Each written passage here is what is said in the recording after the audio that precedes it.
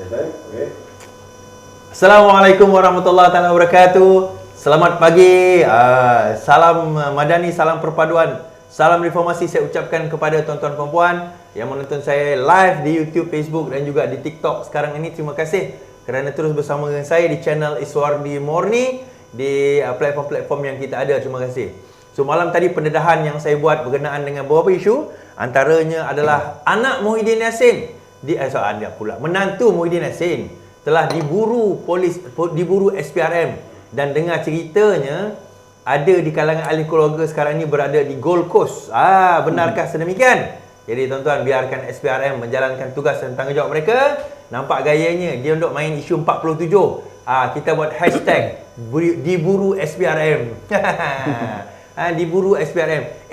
Baik, sekurang-kurangnya kita menghadapi pertuduhan. Tak lari tuan-tuan, tak lari pergi luar negara.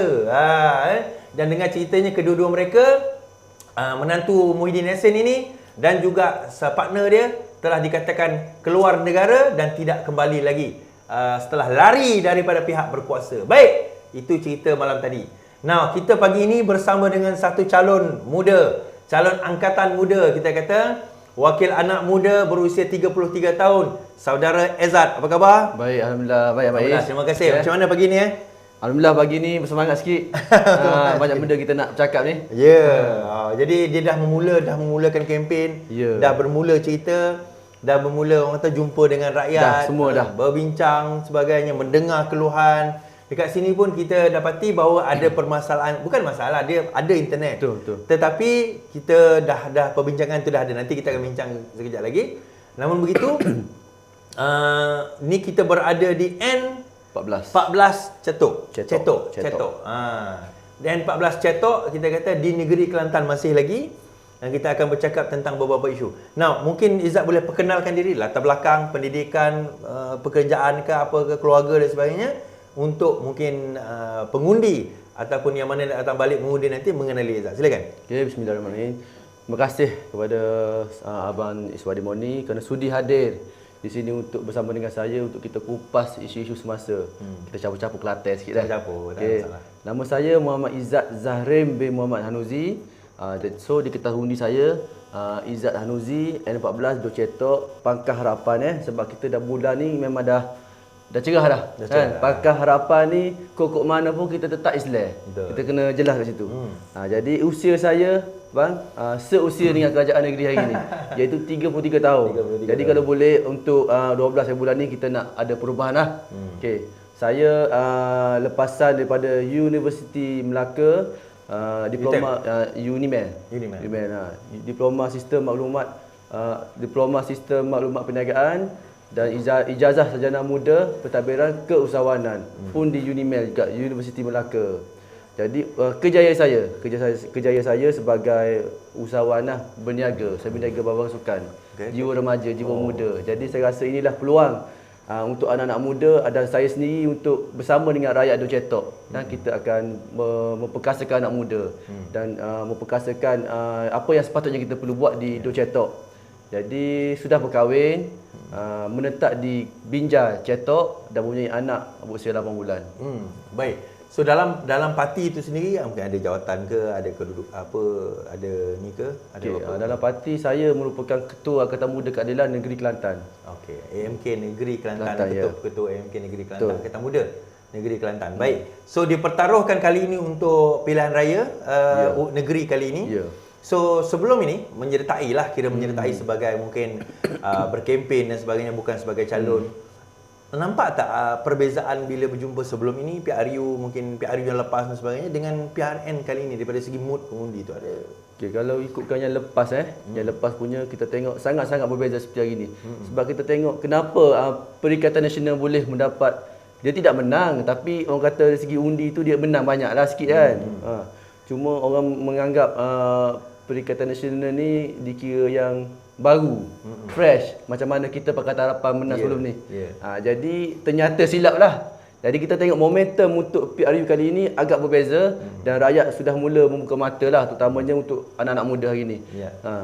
Bila jumpa dengan anak-anak muda kat sekitar Don ni, kita kata Don Cetok ni, apa feedback yang Izzat dapat daripada berjumpa dengan diorang? Dia macam ni. Antaranya feedback saya tengok lah. Mereka ni kebanyakan yang umur 18-21 ni semasa zaman PKP. Mereka ni banyak berada di rumah kan. Jadi banyak bantuan-bantuan yang diberikan. Sedangkan bantuan tersebut hanyalah sekadar untuk menutup mata. Sementara saja. Ya, sementara saja. Sebab tu kita tengok parlimen ni ditutup. Darurat, apabila darurat, maka orang kata apa tu? Tak boleh nak buat apa lah. Tak boleh nak buat apa kan. Tak boleh Parlimen nak, tak buka. Tak boleh nak update, tak boleh nak tak boleh nak bahas pun. Tak boleh nak bahas. Jadi di situ banyak hutang-hutang negara semakin meningkat sebenarnya. Jadi mereka terbuai dengan benda-benda macam ni. Tetapi sekarang mereka dah sedar dah kenapa berlaku seperti itu. Jadi kita tengok. So Izzat rasa bahawa pengundian sebelum ini berlaku sebab itu. Sebab dia rasa macam kita dah dapat ni, dapat banyak ni selesa ni. Tapi disebabkan benda tu kita menerima. Tetapi untuk negara tu kita tengok sekarang hutan negara, harga barang pun naik, macam-macam. Jadi mereka pada dah sedar. zaman mereka lah. Mereka dah sedar dah. Jadi pada zaman mereka harga barang naik. Sekarang ni tadi semalam saya lalu dekat Kota Baru. Harga ayam proses RM6.30. Ya, dah murah dah. RM6.30. Saya terkejut juga tengok RM6.30 ni. Dan yang penting bang, satu lagi, dia orang ni apa tu? Tertipu dengan doa di TikTok, dengan doa-doa yang mereka sebelum ni. Jadi dengan apa yang berlaku mereka dah faham dah. Saya rasa mereka dah mula sedar apa yang berlaku hari ni. Dan mereka sedar bahawa ini adalah satu penipuan. Doa itu sekadar untuk meraih undi. Akhirnya bila dah menang tak ada apa. Tak ada apa-apa sebenarnya. Baik, di Dun Cetok ni sendirilah kata, bila berjumpa dengan, bila bawa kebal, bila jumpa pergi dengan pengundi dan sebagainya, apa permasalahan utama yang kita boleh nampak di Dun Cetok ni sendiri? Permasalahan mana-mana pun mesti ada masalah bang. Cuma di Dun Cetok ni satu masalah yang penting adalah line telefon. Komunikasi untuk kita call, WhatsApp agak penat kat sini lah, agak teruk lah. Jadi sebab satu lagi keduanya air. Masalah air boring. Air pun ada masalah ya, betul. Rumah saya ni bang, kalau raya ni memang tak boleh mandi. Dan benda kita kena bercakap benda yang logik akal. Benda yang akal. Bila saya jumpa dengan orang kampung, saya dah pergi satu kawasan ni, saya pergi bersama dengan kami Munim. Jadi kita orang bercakap sebelum pihak lain lagi lah kan. So dia orang ada bercakap berkaitan dengan masalah air kan. So rata-rata di Dun Cetok ni menggunakan air boring. So di sini saya nak cakap abang, mereka sebenarnya dah sebati dengan masalah air. Jadi mereka menganggap air ni adalah macam gitu je. Sedangkan benda ni boleh dibaik pulih. Jadi selepas saya berbincang dengan beberapa orang kampung dan saya ada menyelesaikan beberapa masalah. So kita tukar apa semua dengan kos sebelum yang ni sebelum PRN kan. Kalau semasa nanti jadi macam di Terengganu nanti kan. So dia orang kita dah buat semua dengan nilai sekian. So mereka cakap, saya nak ubah, saya tak nak undi PAS. Bermakna sebelum ni masalah air tetapi mereka masih undi kerajaan negeri PAS. Dan mereka tak tahu yang masalah air sebenarnya boleh dipulih. Itu yang masalah sekarang ni bang. Sebab kalau kita macam Izzat sendiri pun dah 33 tahun mungkin duduk sini pun dah bertahun-tahun kan. So benda ni memang berlaku even sebelum tinggal di sini lagi. Betul. Sebab saya pergi Kota Baru pun sama. Ni untuk makluman tuan-tuan yang mana tak biasa Kelantan ni, Kota Baru ke sini lebih kurang dalam 30 minit, 40 minit macam tu. Tak jauh lah kita kata kan. So permasalahan air ni masih lagi. Dan tadi ni Nurul ada bagi satu kenyataan, satu surat yang dikeluarkan oleh Kerajaan Negeri Kelantan bahawa mengambil air daripada bawah tanah itu adalah satu kesalahan sebenarnya. Ambil air pilih paip boleh tak? Pilih bomba boleh? Pilih bomba boleh, tapi boring tu dia kata tak boleh. Air Kelantan kata tak boleh. Sumber mineral kata tak boleh. Mungkin boleh denda kalau ikut surat tu tadi tu. So, saya tanya, kenapa air kerajaan negeri tak ada ke air kerajaan? Air kerajaan ada bang, cuma air kerajaan ni slow, perlahan. So mereka sanggup menggunakan air boring. Cuma dia orang minta untuk saya ubah sikit paip sebab dah lama sangat dia orang guna. Ada satu kawasan tu 30 keluarga je, tak banyak, kos pun kecil.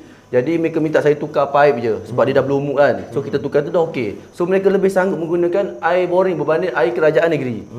Cuma masalah air boring ni, kalau bagi siapa yang tak tahu, air boring bukan air tu membosankan, air tu boring, dia tebuk dalam tanah. Air telaga lah. Air telaga lah. Masalah dia adalah ada bila kandungan high iron dan high magnesium ni. Tanpa dirawat, kalau kita terus ambil intake, makan, minum, mandi dan sebagainya, bahaya.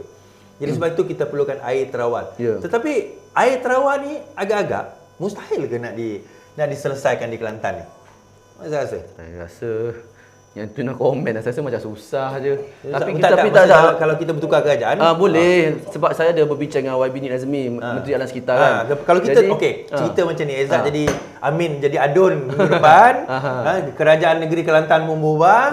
Ezad rasa boleh ke tidak kita tukar Kita itu? kena pastikan kerajaan negeri kita bertukar. Apabila bertukar, bila selari dengan kerajaan pusat, lebih mudah untuk kita buat benda. Sebab hari ni di peringkat pusat dengan kerajaan negeri ini dia tidak selari. Sebab apabila kita nak mengeluarkan satu bajet untuk membuat berkaitan dengan air, kita contoh saya ambil air kita sesuai untuk 1,000 liter saja. Tapi mereka demand sampai 3,000 4,000 liter contoh.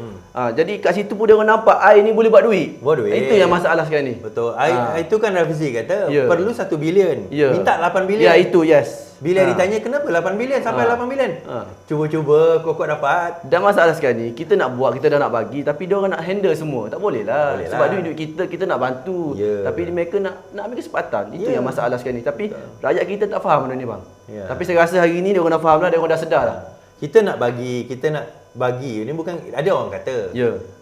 Kalau macam tu bagi je lah, kenapa tak bagi? Kita nak bagi tapi dia nak handle dan kita tahu kalau dia handle takkan jadi. Betul. Kita akan jadi benda tu. Betul bang, sebab apa kan? Mereka dah pernah jadi kerajaan sebelum ni. Apa dia orang buat? Bukan sebelum ni, 33 tahun jadi 33 tahun dia peringkat kerajaan negeri bang. Negeri. Dia peringkat pusat. Peringkat pusat. Betul. Apa mereka buat? Langsung pun tak berbincang berkaitan dengan air. Jadi kita sebagai kerajaan perpaduan yang baru hari ni, kita dah cuba nak bantu sekali lagi. Mereka demand macam-macam pula. Itu yang masalah sekarang ni bang. Dia ingatkan dia dah berkuasa ni, dia boleh demand macam-macam lah. Jadi, so situ masalah air. So kalau balik kampung, especially orang-orang kampung sini, ini kampung perkampungan by the way. Jadi dia orang datang, orang luar, bukan orang luar, dia duduk di luar, dia datang balik, memang akan ada masalah. Memang masalah bang. Air daripada sini. Memang masalah. Satu bercakap, memang masalah itu je boleh cakap. So air di sini bila keladak tu ada juga biasa. Ada. Macam saya ni, saya pun asal daripada Tanah Merah. Kadang-kadang air pun dia ada air berkarat, air teh tu memang ada. Walaupun sebulan sekali tetap ada. Kadang-kadang kita basuh baju pun tengok ni baju putih, tak ada baju kan. Tak bau putih. Tak bau putih ni. Memang benda-benda ada. Cuma dia ada je lah yang kawasan-kawasan yang tak terlibat, tetapi majoriti terlibat, terutamanya di Dun Cetok ni memang ada. Majoriti menggunakan air boring. Itu jelas. Kalau kita habis cerita air tadi tu, daripada segi pekerjaan anak-anak muda dan juga pendapatan. Saya pergi rumah ke rumah, majoriti lah kita kira kan. Kalau 10 anak muda tu 7 orang lah, 7 ke 8 memang merantau di luar sana. Sebab apabila saya pergi rumah ke rumah, pakcik, makcik macam mana? Anak berapa orang ada? Ada 10 orang. 8 orang ada bekerja kat luar. So memang tak dinafikan. Rakyat Kelantan terutamanya anak muda memang berhijrah di luar sebenarnya. So dia orang tak ada dekat sini. So tinggal golongan-golongan tua yang akan betul. Yang mengurangkan pendapatan. Daripada segi pendapatan penduduk mereka mengharapkan dari segi menoreh getah, pertanian, berniaga kecil-kecilan macam itu je lah. Mengharapkan anak-anak hantar. Industri tak ada kat sini?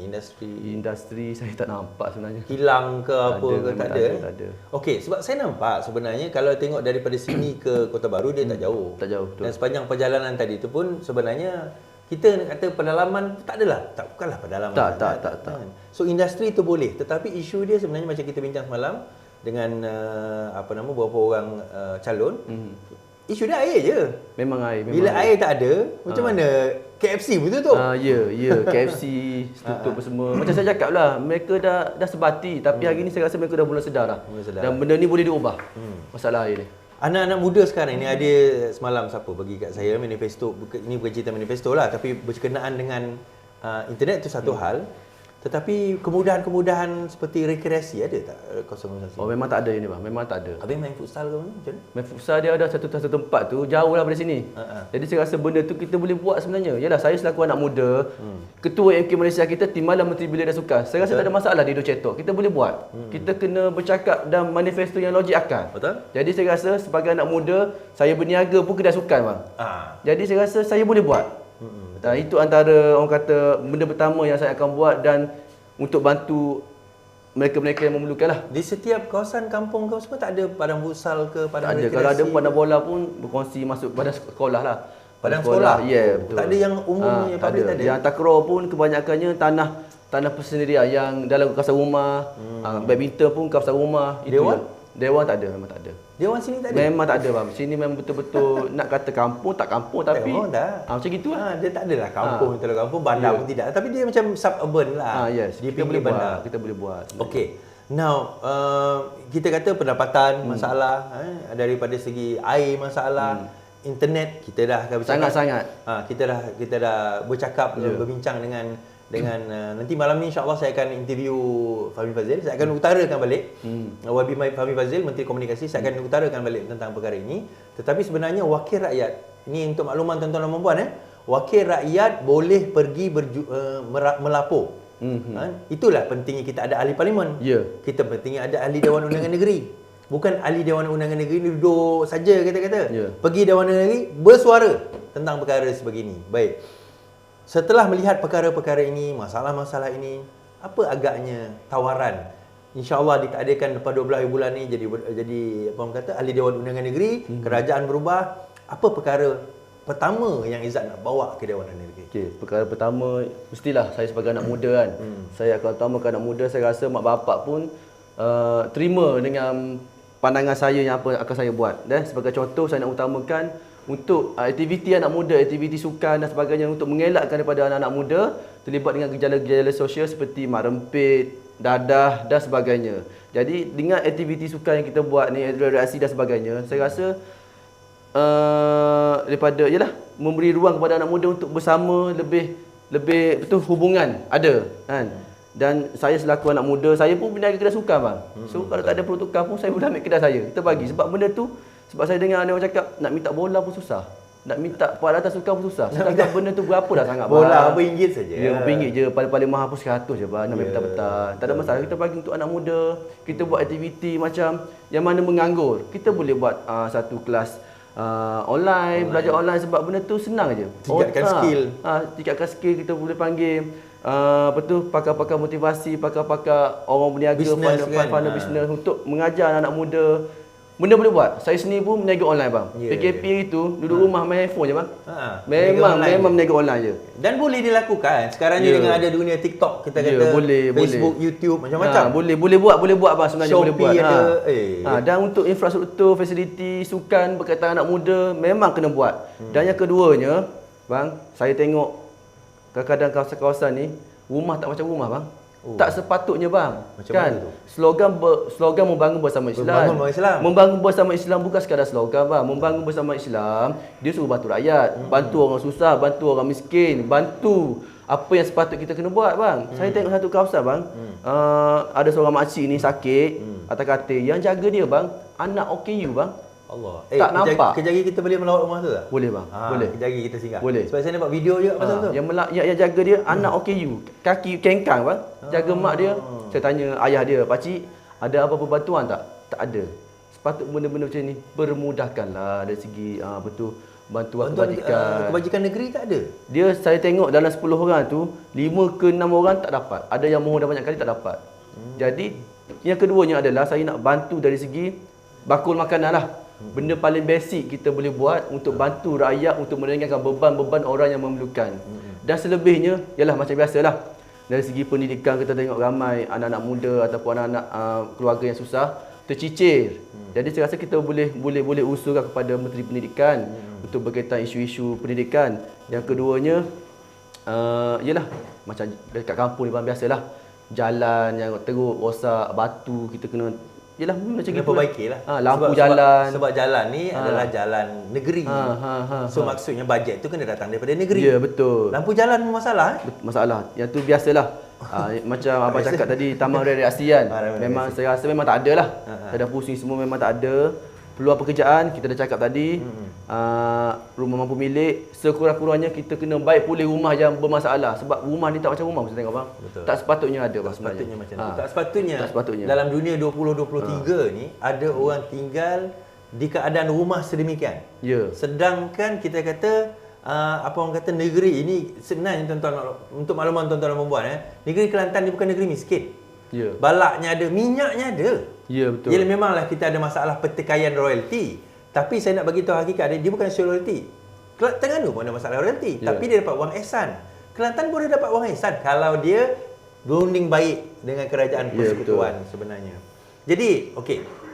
dalam manifesto, dalam perkara nak dibawakan tersebut lah kan, saya nampak tadi lah bahawa perlu kita kembalikan anak muda, anak-anak mereka kembali ke tempat ini. Ada tak perancangan untuk mungkin mencadangkan pembangunan industri di kawasan-kawasan ini? Ya, macam ni mudah ya bagi saya. Ini pandangan saya lah.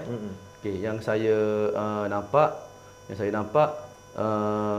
kita boleh buat satu kios kecil ataupun kita boleh buat satu uptown. Kita boleh buat macam seperti di Bakar Cik Ayer sebab kat sini kita tengok kampung di sini menarik dan kita boleh tarik pelancong-pelancong. Sebagai contoh, boleh je kita buat beca macam di Melaka bang. Boleh. Kita buat beca, kita buat di sini untuk bawa pelancong Mak Saleh pusing kampung. Biasa kita tengok Mak Saleh naik basikal kan. So kita boleh buat kat sini sebenarnya. Dan kita boleh buat kios-kios kecil di tepi jalan, kita boleh buat uptown, kita boleh pasar malam pun ada 10 biji tepi jalan. Benda kita boleh buat bang. Benda kita boleh buat dan kita kena bercakap benda yang logik akal. So kalau di kawasan ni lah, kawasan Dun ni, apa yang daya tarikan kita kata? Macam kalau kita pergi belah Pancur sana mungkin ada pantai dan sebagainya. Dekat kawasan-kawasan sini Kat sini saya nampak pertanian. Boleh buat homestay untuk pertanian. Boleh buat homestay untuk pertanian. Kawasan hutan yang orang kata kalau pelancong luar terutamanya Mak Saleh ni orang putih tengok ni mungkin satu tarikan lah untuk mereka sebab kat sana berbeza dengan tempat kita di sini. So kita boleh buat kawasan perumahan. Kalau abang pernah pergi di Melaka kan, kawasan Ocean kan, dia ada kawasan rumah contoh kan, rumah-rumah contoh di Melaka. So kita boleh buat kat sini sebenarnya. Dan rumah-rumah tradisi pun masih ada. Ya, masih ada. Adalah tak banyak rumah lama.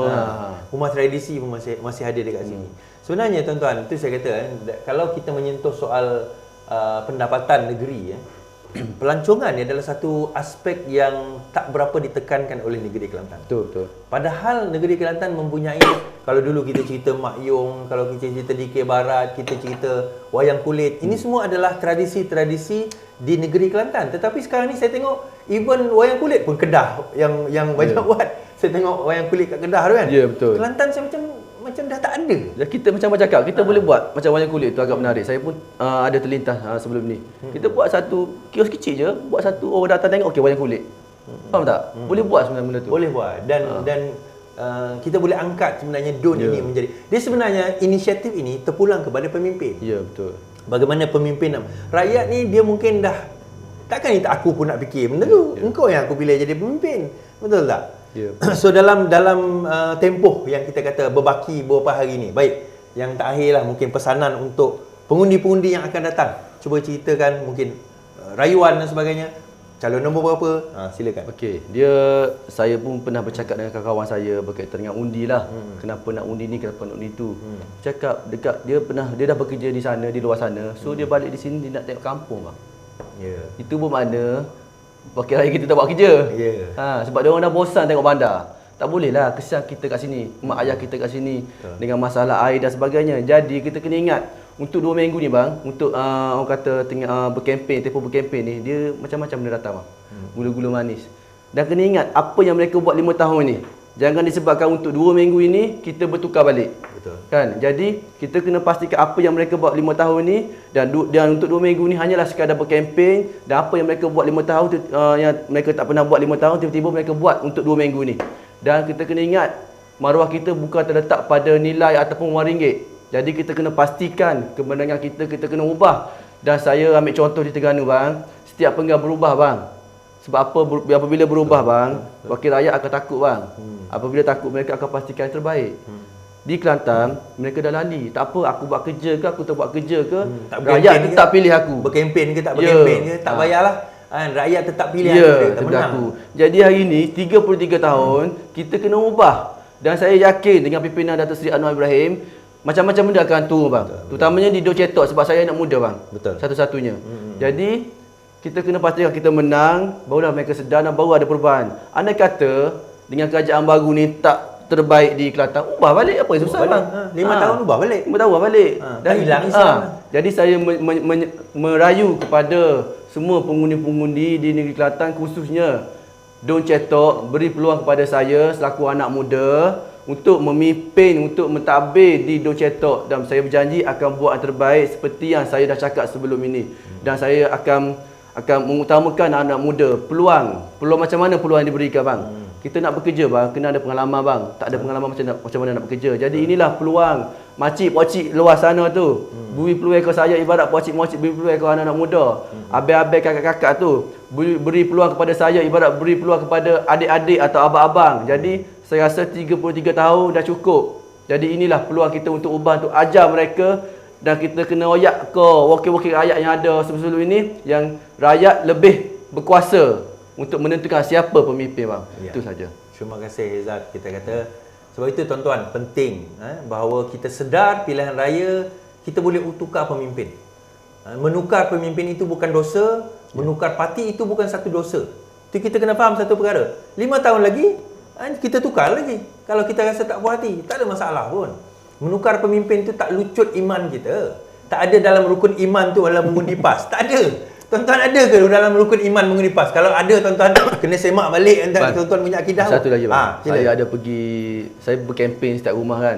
Saya ada pergi semayang satu masjid ni, satu surau ni. Bila mereka nampak baju merah ramai ni bang, dia orang turun balik bang. Allah. Saya pun terkejut bang, masih ada orang macam ini. Masih ada orang macam ni. Itu yang pertama bang. Yang kedua bila saya pergi, tak apa. Saya sibuk. Ada yang kita tak nak berkempen, duit nak. So kat situ bila saya berkempen saya nampak yang mana sebelah sana, yang mana sebelah sini. Jadi saya nak pesan kepada rakyat-rakyat Kelantan khususnya orang cetok ni, kalau ada orang PAS lah yang berkempen, kita jangan buat seperti mereka. Kita layan sebaik yang mungkin. Sebab apa? Kalau kita buat seperti mereka, apa mereka buat kepada kita, tak ada beza kita dengan dia bang. Jadi kita beri layanan yang terbaik, yang kita buktikan kepada mereka yang kita ni lebih Islam bang. Lebih Islam. Boleh? Boleh. Tidak aku turunkan Nabi tidak aku diturunkan melainkan untuk membetulkan akhlak. Itu hadis Rasulullah sallallahu alaihi wasallam, membetulkan akhlak. Kalau akhlak pun tak betul, kan? Macam mana kita nak bercakap soal Islam? Sembahyang nampak baju merah boleh turun. Sembahyang wajib ke? Bersalam tak nak bang. Bersalam tak nak. Allah. Tu dalam masjid tak nak bersalam. Benda betul. Memutuskan silaturahim tu haram hukum dia dosa. Lagi besar hukum dia. Dan politik perbezaan pendapat. Yang paling penting kita hari ni bukan tukar agama bang. Kita tukar parti, kita tukar pemimpin yang lebih baik. Itu je bang. Dan kita kena bawa pahaman itu bahawa parti politik ijtihad. Dia tak ada beza dengan mazhab je. Mazhab Syafi'i tak kafir kalau berkawan dengan mazhab Hambali, mazhab Maliki dan sebagainya. Mazhab tu lagi tinggi. Itu fiqh. Politik ni bawah je. Kita kata. Baik, terima kasih Izzat. Saya ucapkan semoga berjaya. Semoga pengundi berubah. Terus mengundi beliau, manalah tahu tiba-tiba melihat ni tersedar. Allah, mak aku kat Dun Cetok, bapak aku kat Dun Cetok. Dia kata adik-beradik aku kat sana. Aku dah balik undi nak undi PAS ni. Tiba-tiba tengok macam tu betul juga apa Izzat katakan. Aku kena ubah. Kita tak boleh, Allah tidak akan mengubah nasib suatu kaum itu, melainkan kaum itu sendiri yang kena berubah. Okey, sekian daripada saya. InsyaAllah kita jumpa lagi dalam rancangan seterusnya dengan undi calon N14. Calon nombor 2. Nombor 2. Izzat Hanuzi. Yang penting bukan bulan. Yang penting lawan tetap lawan. Assalamualaikum warahmatullahi wabarakatuh. Right. Okey, man. Okey.